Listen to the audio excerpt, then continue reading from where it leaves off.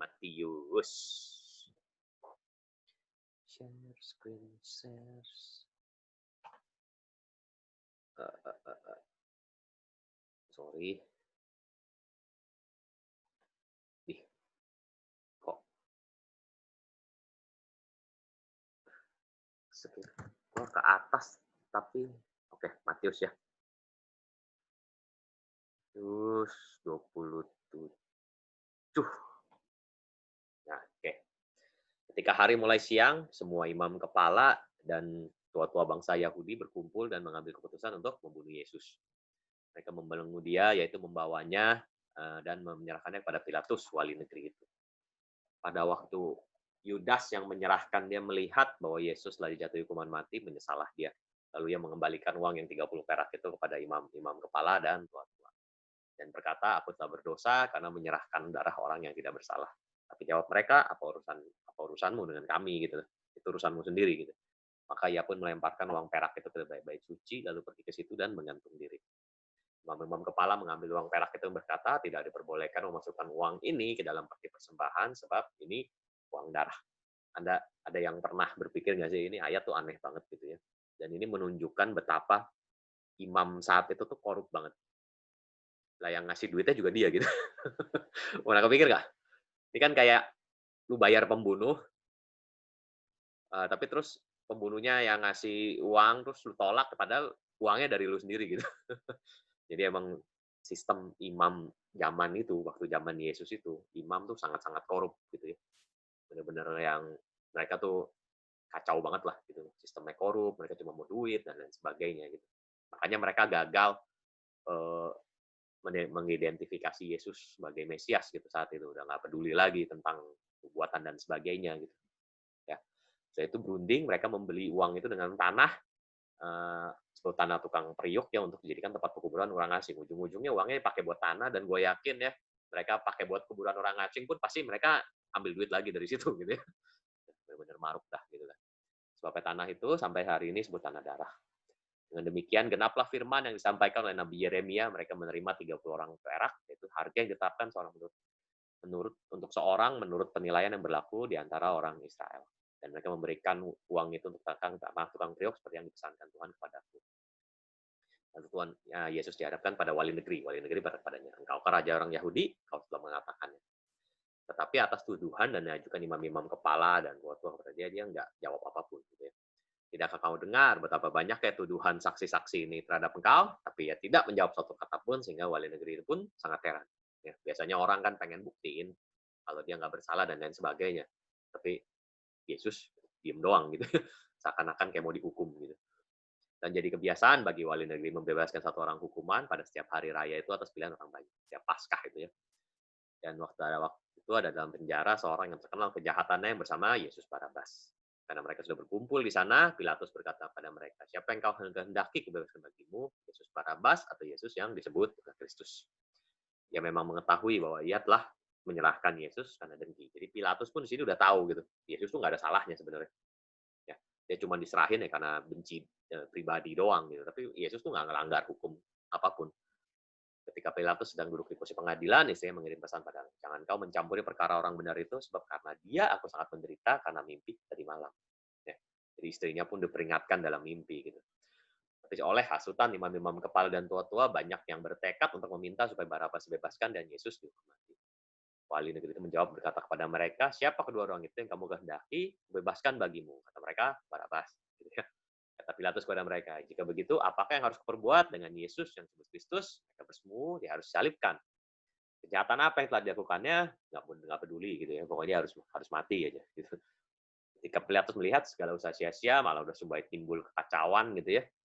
Udah mulai rusuh, ngambil air, membasuh tangannya di hadapan orang banyak dan berkata, aku tidak bersalah terhadap darah orang ini, itu urusan kamu sendiri. Ini simbol yang menurut gue luar biasa dan tindakan Pilatus yang menurut gue cerdas sekali gitu ya.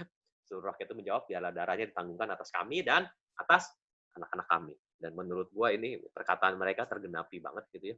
Bangsa Yahudi itu salah satu bangsa yang ditindas banget di seluruh dunia.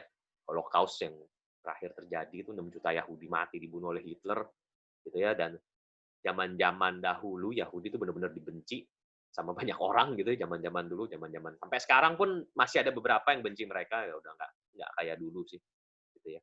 Yang gue pikir salah satunya karena mereka nenek moyangnya mengucapkan sumpah yang begini gitu, ya. Membebaskan Barabas bagi mereka, Yesus disesah tuh, diikat gitu ya, disahkannya untuk disalibkan. Kemudian serdadu wali negeri membawa Yesus ke gedung pengadilan, mengambil seluruh pasukan, berkumpul sekeliling Yesus. Mereka menanggalkan pakaiannya, mengenakan jubah ungu kepadanya. Mereka menganyam sebuah mahkota duri dan menaruhnya di atas kepalanya, lalu memberikan dia sebatang buluh tangan kanannya. Kemudian mereka berlutut di hadapannya, ngolok-ngolok dia, diejek-ejek gitu ya, salam hai raja orang Yahudi. Mereka meludahinya, mengambil bulu, memukulkan kepalanya. Olok-olokan mereka, mereka menanggalkan jubah, mengenakan pula pakaiannya, mereka membawa dia keluar untuk disalibkan. Jadi Yesus ini benar-benar dipermalukan saat itu gitu ya, telanjangin, dipakein baju, dibuka bajunya lagi, dipakein lagi, ya itu udah benar-benar dipermalukan. Karena saat itu hukuman mati ya begitu, orang udah nggak ada harganya kan. Karena ketika mereka berjalan keluar kota, mereka berjumpa dengan seorang dari Kiriana yang bersama Simon, orang itu mereka paksa untuk memikul salib Yesus. Maka sampailah mereka suatu tempat bernama Golgota, artinya tempat tengkorak. Ya. Sampai sekarang di Golgota ini ada gereja, Holy Sepulchre ya, gue agak susah nyebutnya di Israel. Nah itu tempat di mana Yesus disalib. Mereka memberi dia minum anggur bercampur empedu, setelah ia mengecapnya, dia tidak mau meminumnya. Setelah itu ia menyalibkan, ia membagi-bagikannya pakaian pada mereka dengan membuang undi. Ya. Jadi kalau kalian nanya, Yesus sudah disalib gimana, benar-benar telanjang sebenarnya ya. Ya, beberapa patung Yesus disalib dikasih cawat itu ya supaya sopan aja sebenarnya. Tapi zaman itu orang disalib tuh telanjang bulat. Nggak ada orang yang pengen ngasih kain ke mayat buat apa gitu. Semua barang-barangnya bahkan pakaiannya aja pun diambil gitu. Namanya orang udah mau mati kan. Mereka duduk di situ menjaga dia. Di atas kepalanya terpasang tulisan menyebut alasan kenapa dihukum. Inilah Yesus, Raja orang Yahudi. Jadi dia mati gara-gara dia bilang dia Mesias sebenarnya gitu ya. Dia Raja orang Yahudi. Bersama dia disalibkan 2 orang penyamun, seorang sebelah kanan, seorang sebelah kiri. Orang-orang yang lewat ya hanya menghujat dia dan sambil menggelengkan kepala. Mereka berkata, hai engkau yang mau merubuhkan bait suci dan mau membangunnya dalam 3 hari, selamatkanlah dirimu. Jika engkau anak Allah, turunlah dari salib itu. Demikian juga imam-imam kepala, ahli Taurat, tua-tua mengolokkan dia dan berkata, orang lain selamat, tapi dirinya sendiri nggak bisa diselamatkan. Baiklah, ia turun dari salib itu dan kami akan percaya kepadanya. Sayangnya rencana Bapa bukan seperti itu gitu ya. Dia menaruh harapannya kepada Allah. Baiklah Allah menyelamatkan dia. Jika Allah berkenan kepadanya, karena ia berkata, aku adalah anak Allah. Bahkan penyamun yang disalibkan bersama-sama dengan dia mencelanya demikian juga. Mulai dari jam 12 kegelapan meliputi seluruh daerah itu sampai jam 3. Nah, ini suatu fenomena alam yang luar biasa gitu ya. Gerhana matahari itu biasanya ini jam 12 siang sampai jam 3 siang gitu ya. Bayang itu gelap. Salah satunya yang bisa menjelaskan kenapa gelap ya gerhana matahari.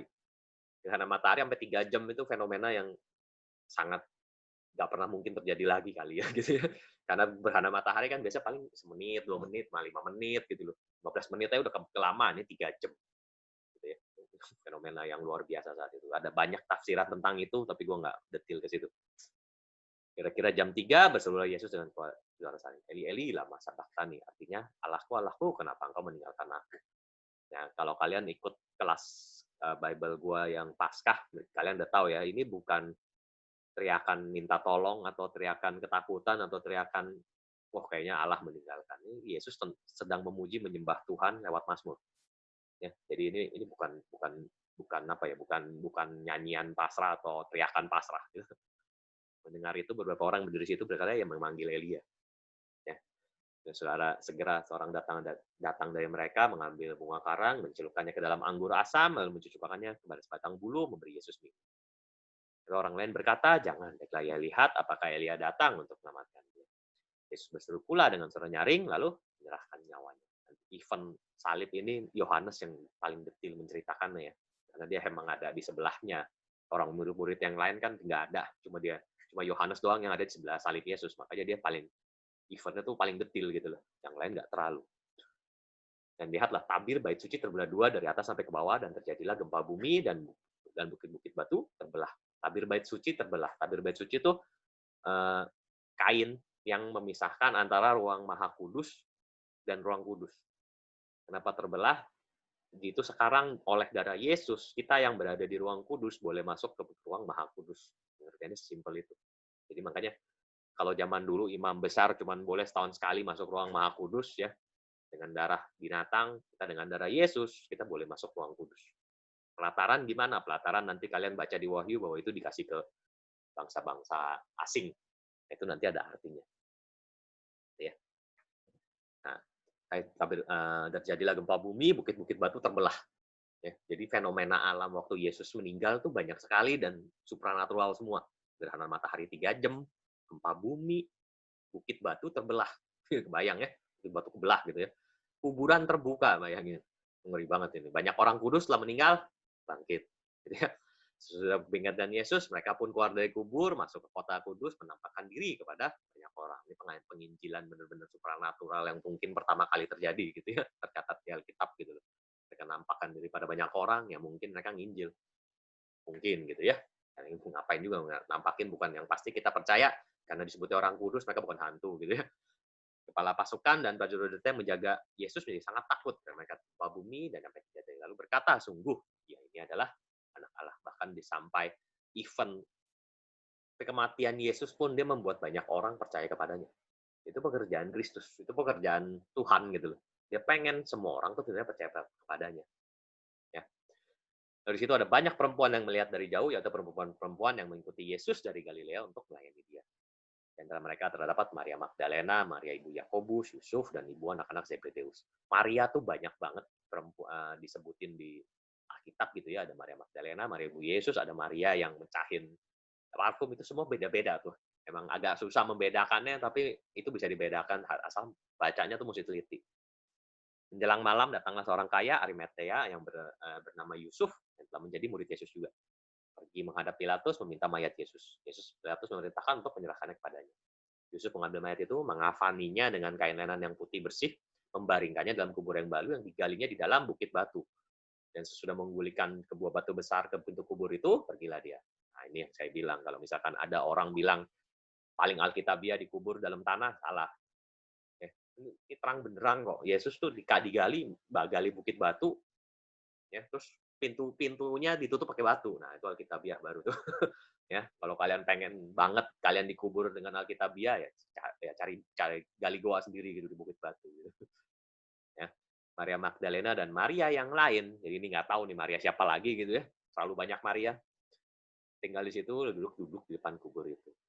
Keesokan harinya yaitu sesudah hari persiapan. Hari persiapan tuh maksudnya hari persiapan Paskah gitu ya. Untuk ngerti ini harus harus baca tentang perayaan Paskah orang Yahudi, tapi itu mereka memang banyak banget hari-harinya. Datanglah imam kepala dan orang Farisi bersama-sama menghadap Pilatus. Mereka berkata, Tuhan kami ingat penyesat itu, Yesus itu, waktu hidupnya berkata, sudah 3 hari aku akan bangkit. Karena itu perintahkannya untuk menjaga kubur itu sampai hari yang ketiga. Kalau tidak, murid-muridnya datang mencuri dia, mengatakan pada rakyat, ia telah bangkit daripada orang-orang mati. Sehingga penyesatan yang terakhir akan lebih buruk daripada yang pertama. Pilatus pada mereka, ini berjaga-jaga bagimu. Pergilah, jagalah kubur itu sebaik-baiknya. Pergilah mereka dengan bantuan menjaga-jaga itu, mereka mematrai kubur dan menjaganya. Saya mesti dijagain. Ya, kalau ada yang mau tanya, tinggal ketik atau tinggal ngomong langsung juga boleh. Tapi ini sebenarnya nggak terlalu gimana. Setelah hari lewat, sehari Sabat lewat, menjelang menyingsingnya fajar pada hari pertama minggu itu, pergilah Maria Magdalena dan Maria yang lain menengok kubur itu. Hari pertama pada minggu, berarti hari Minggu. Ya, hari Sabat tuh hari 7, hari Sabtu. Makanya kenapa kita beribadah di hari Minggu. Sebenarnya Kristen mula-mula sih dulu, zaman dulu tuh beribadahnya di hari Sabat, hari Sabtu. Karena mereka kebanyakan orang Yahudi.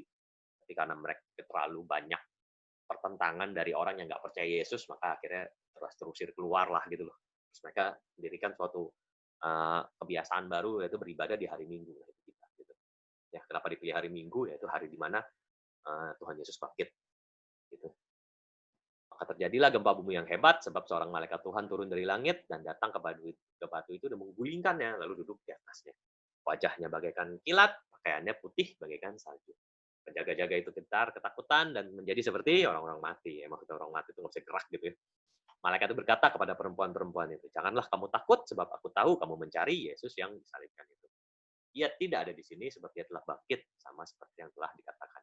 Mari lihatlah tempat dia berbaring. Segeralah pergi, katakan kepada murid-muridnya bahwa ia telah bangkit dari antara orang mati, mendahului kamu ke Galilea, di sana kamu akan melihat dia. Sesungguhnya aku akan mengatakannya padamu. Segera mereka pergi dari kubur itu dengan takut dan sukacita yang besar dan berlari cepat-cepat memberitahukannya kepada murid-murid Yesus. Tiba-tiba Yesus berjumpa dengan mereka dan berkata, "Salam bagimu," ini shalom gitu maksudnya. Mereka mendekatinya dan memeluk kakinya serta menyembahnya. Maka kata Yesus kepada mereka, "Jangan takut, pergi dan katakanlah kepada saudara-saudaraku supaya mereka pergi ke Galilea. Di sanalah mereka akan melihat aku." Jadi rentang antara Yesus bangkit sampai Pentakosta, ya hari ke-50 itu, eee, Yesus nampakin diri ke 500-an orang murid, gitu ya, pusatnya di Galilea. Ketika mereka di tengah jalan, datanglah pada orang penjaga itu ke kota, memberitahukan segala yang terjadi itu pada imam-imam kepala.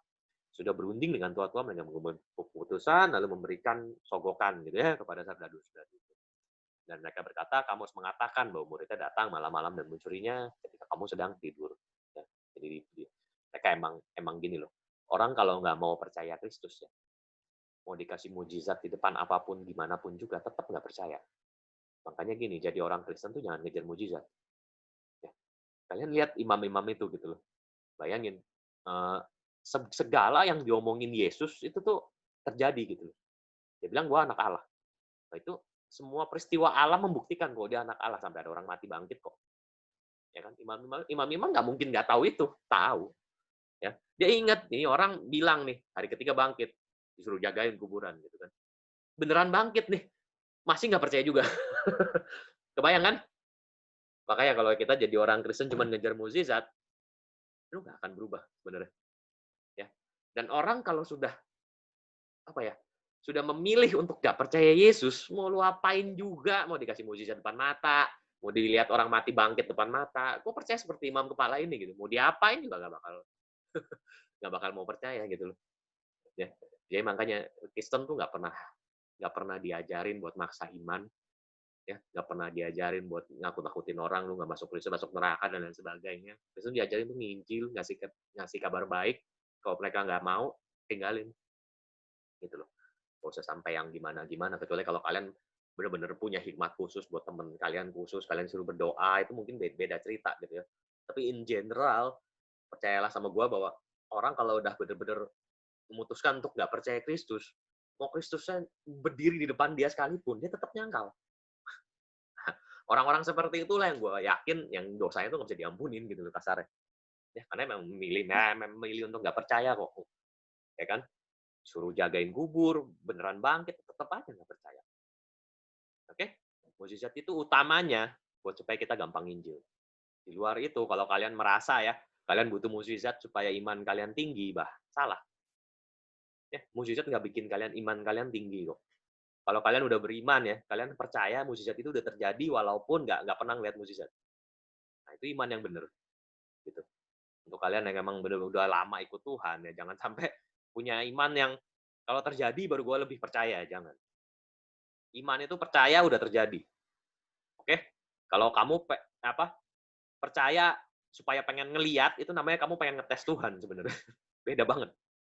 Gitu ya. Iman yang sejati itu percaya. Walaupun gue mati, tanpa ngeliat mukjizat pun gue tetap percaya ke Tuhan. Gitu loh. Oke? Mereka menerima uang itu dan berbuat seperti pesanan pada mereka, dan cerita ini tersiar di antara orang Yahudi sampai sekarang ini. 11 murid itu berangkat ke Galilea seperti ke bukit yang ditunjukkan Yesus pada mereka. Mereka melihat dia menyembahnya, tapi beberapa orang ragu-ragu. Gitu ya.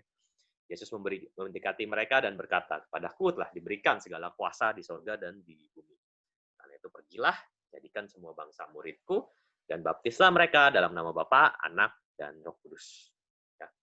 Dan ajarlah mereka melakukan segala sesuatu yang kuperintahkan kepadamu, dan ketahuilah aku menyertai kamu senantiasa sampai kepada akhir zaman." Ini ayat terkenal sekali. Ya. Makanya jadi orang Kristen jangan stop nginjil. Harus nginjil, harus tetap nginjil. Apapun baik buruk keadaannya, ya Injil harus tetap diberitakan dengan cara yang baik, dengan cara maksa, gitu ya, bagi intimidasi dan lain sebagainya, takut-takutin. Oke, beres. Matius udah beres. Kalau ada yang nanya ya. Kalau nggak ada yang nanya, gue akan kasih prelude ya. Kita belum masuk Wahyu, nanti minggu depan kita baru masuk Wahyu. Dia sih gue mau ngurut gitu ya. Tapi kayaknya banyak banget yang penasaran sama Wahyu, padahal Wahyu itu bukan bukan kitab yang sulit banget dimengerti kok. Nanti, satu hal nih, untuk kalian yang ini udah beres ya, Matius ya, kalau ada yang mau tanya silakan. Nah, ini supaya kalian lebih mengerti lagi tentang Wahyu, gua kasih prelude-nya dikit gitu, prelude. Nah, Antikris ya. Kalian mungkin pernah denger lah, tentang Antikris dan lain sebagainya gitu ya. Tapi Alkitab bilang, Antikris itu nggak cuma satu orang, ya. Nih kita baca ayatnya. Anak-anakku, waktu ini adalah waktu yang terakhir. Oke, Yohanes itu surat Yohanes tuh. Waktu Yohanes tulis tuh 2000 tahun yang lalu, dia udah bilang ini waktu yang terakhir. Kenapa begitu sih? Loh, dalam iman mereka itu udah terjadi. Makanya dia bisa bilang itu waktu yang terakhir gitu loh. Meskipun secara fisik dia nggak lihat. Paham ya? Jadi kalau ada orang ngejek dari dulu ngomongnya waktu terakhir mulu, loh, emang iman tuh begitu. Ya, bisa bisa bisa bisa nangkep konsep iman ini gitu loh. Kita percayai Kristus tuh akan menjemput kita dan waktu ini udah waktu terakhir buat kita gitu loh.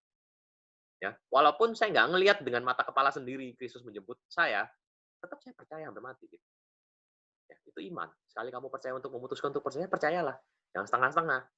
Suam-suam kuku gitu kan nggak ada gunanya gitu loh. Ya.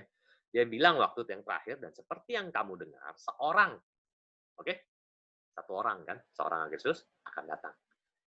Ya, sekarang telah bangkit banyak antikristus. Sekarang.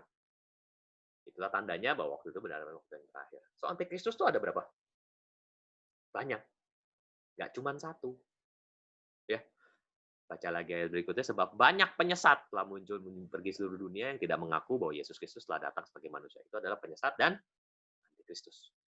So kalau kalian pernah dengar dulu penafsiran tentang antikristus datang ya, terus dia dia membuat kita nggak bisa beli, nggak bisa jual ya, terus bait suci ketiga dibangun, dia menguasainya dan lain sebagainya. Ya silahkan aja sih kalau mau percaya sih. Tapi kalau kalian percaya kan antikristus itu cuma ada satu, itu jelas bertentangan dengan Alkitab. Antikristus sudah banyak. Sekarang pun ada. Ya, kalian pernah ketemu sama orang yang nggak ngakuin Yesus adalah Kristus telah datang sebagai manusia? Banyak. Itu disebut antikristus semua. Gitu ya. Jadi antikristus itu akan terus berdatangan dan akan terus ada. Penyesat itu akan terus ada sampai akhir zaman. So kalau kalian nunggu tanda-tanda supaya ada satu antikristus gitu ya, gua rasa kalian miss. Sama seperti gue dulu juga miss gitu ya, karena gue jajarinnya juga begitu, sama aja. Tapi setelah gue renung-renungin Alkitab, ini konsep yang Alkitabiah dan blank banget, gampang banget kita pelajari sebenarnya gitu loh. Bahwa antikristus itu ada banyak. Nah, dengan pemahaman seperti ini baru kita bisa baca Wahyu dengan benar. Ya, ini mesti apa ya, kalian ingat lah konsep ini. Antikristus itu ada banyak. Oke, nggak cuma satu. Ya. Jadi ngapain nungguin antikristus berikutnya? Orang nanti setelah dia, misalkan nanti ada nih ya, terus nanti pasti ada lagi. Oh, namanya banyak kok, gitu kata Alkitab gitu. Ya, belum tentu nanti yang datang terus Tuhan Yesus datang dan lain sebagainya, belum tentu. Ya, itu konsep yang kita zaman dulu kita belajar ya begitu, cuman ya kalau kita baca Alkitab dengan baik itu sebenarnya nggak begitu. Ya, banyak antikristus. Itu konsep pertama yang kita harus pahamin sebelum ini. Ada chat, sorry. Gue kadang-kadang bingung sama Zoom, ini chatnya keluar, masuk. Aduh, gimana sih cara ngeliat chat? Nah,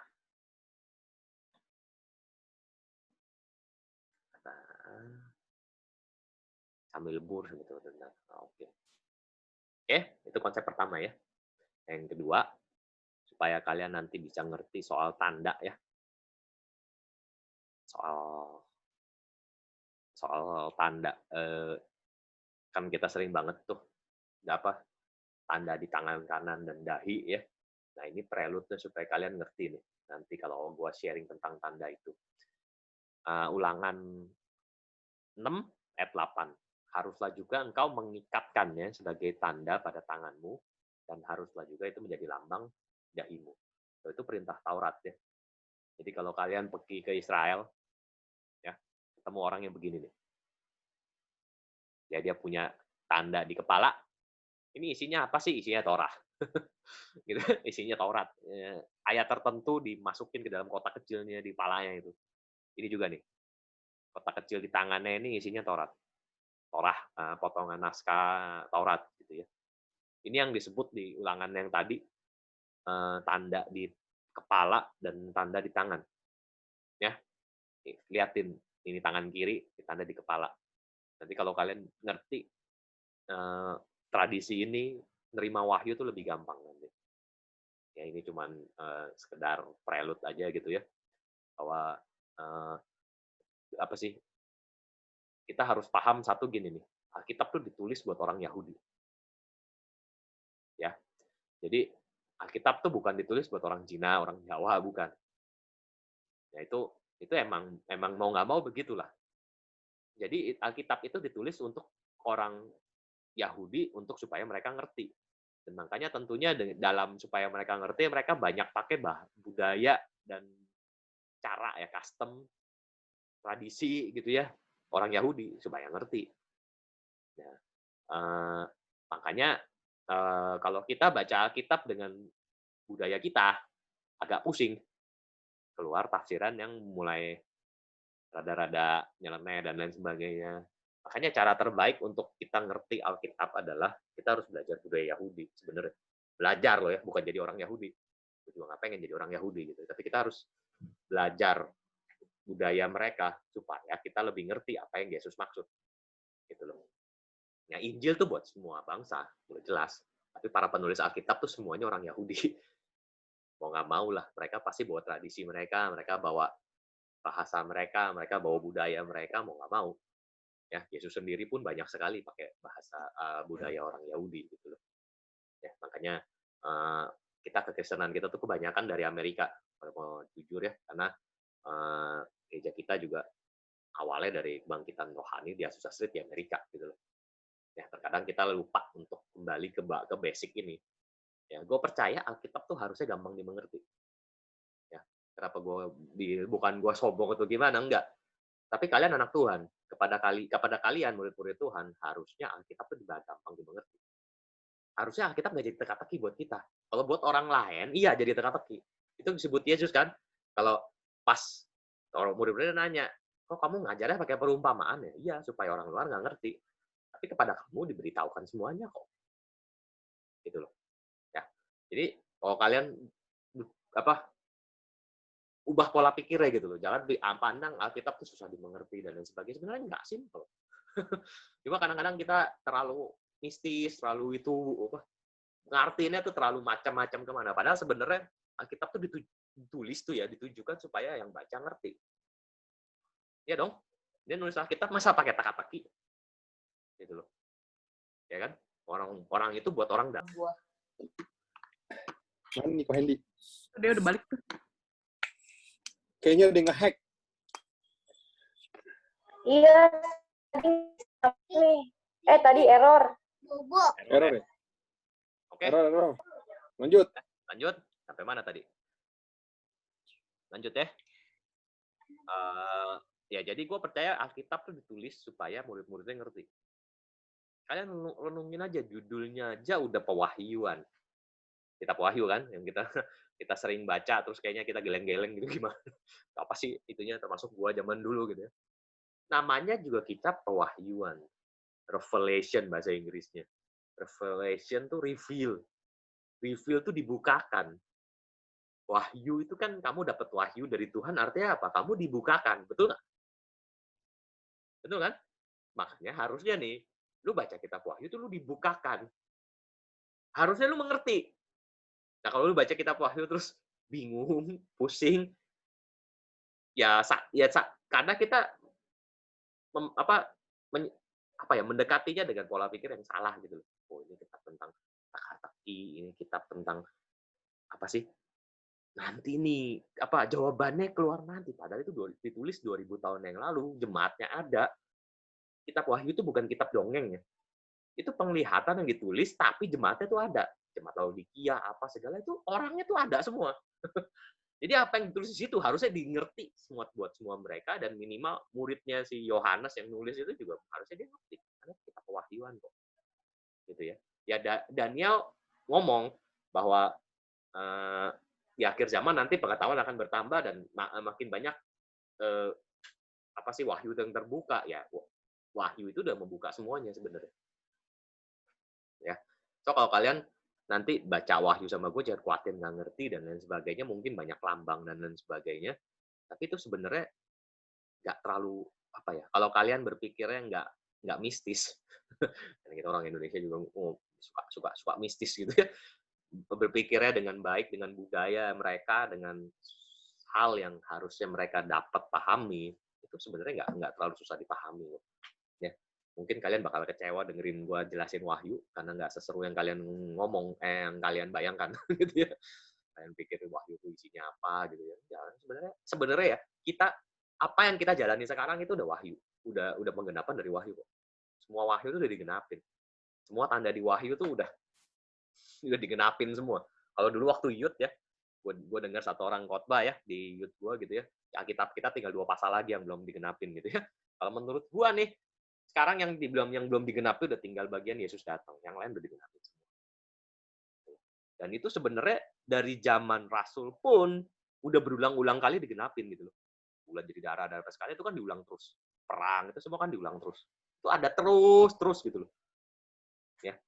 Jadi nggak ada satupun tanda yang sebenarnya nggak terjadi dari wahyu. Gitu. Ya. Jadi ntar kalian yang gue berharap nanti kalian nggak takut lagi sama wahyu gitu ya, dan dekatilah wahyu seperti seorang Yahudi gitu. itu basicnya ya, supaya kalian bisa dapat benar-benar ngerti bahwa kitab wahyu itu intinya begitu. Nah soal nanti misalkan kalian mau tafsirin nanti tentang akhir zaman dan lain sebagainya sih, gua nggak menentang hal itu gitu loh. Itu sih oke aja gitu ya. So itulah buat hari ini gitu ya. Sekarang jam berapa sih? Jam 7.40 ya. Dari gue sih udah beres. Nanti kita lanjutin minggu depan ya. Kita mulai baca kitab Wahyu minggu depan. Kalau barangkali ada yang mau nanya sebelum kita masuk ke Wahyu. Oke. Silahkan ada yang mau nanya. Kalau nggak ada yang nanya, mari kita ngobrol-ngobrol. Udah beres. Tuh. Gila. Kok. Mana bro? Dulu kok. Gue udah kayak orang susah, gila nggak punya lampu. Oke, kita berdoa. Tuhan, terima kasih Tuhan untuk apa yang kami bicarakan tempat ini Tuhan. Kami percaya Yesus akan memberikan kami pengertian yang lebih atas firman-Mu Tuhan. Ya, menguatkan kami supaya kami bisa jadi semakin seperti itu. Terima kasih Yesus, berkati kami semua dimanapun kami berada. Tangan Tuhan menjaga kami semua, dan apapun yang kami lakukan berhasil dalam nama-Mu. Terima kasih Yesus, dan nama Yesus kami bersyukur. Haleluya. Amin.